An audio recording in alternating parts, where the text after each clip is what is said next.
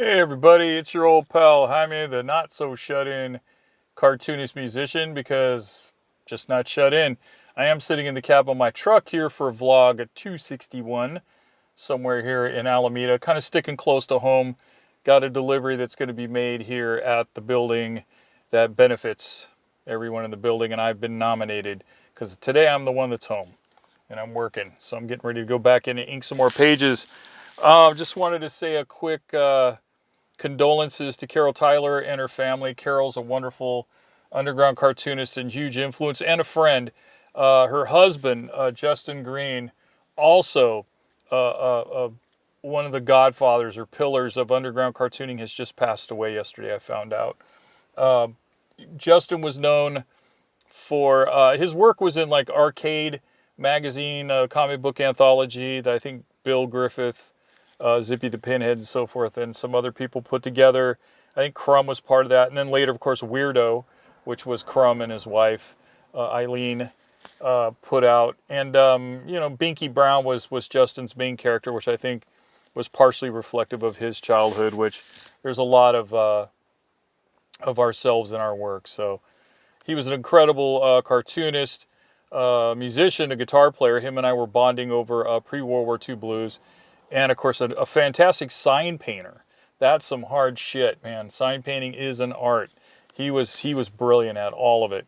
So my condolences with the passing of him. I guess the rest of us get to move up a little bit in the sense of cartooning. I don't want to end on a bad note, so I want to bring up some good stuff here. Speaking of comics, go out and get yourself a copy of Freaky, the new one, the 7th issue. 7 Heaven. It's done by, of course, the slow poisoner himself. Done by, I mean, he publishes and edits and has his work in there, as you can see on the cover. Andrew Goldfarb. And I believe you can get your copy at patreon.com and then // is it? Freaky Magazine. Or you can just go to the website, freakymagazine.com. I'm in it. I'm in this particular issue, but you don't have to pick it up because I'm in it. It's just, this is one of the few copies I have, so I thought I'd share it with you. Yeah, Justin. A quick story about Justin and Carol. I bonded with Carol over the fact that Justin, and their daughter, I guess it was the 80s into the early 90s, lived in my hometown.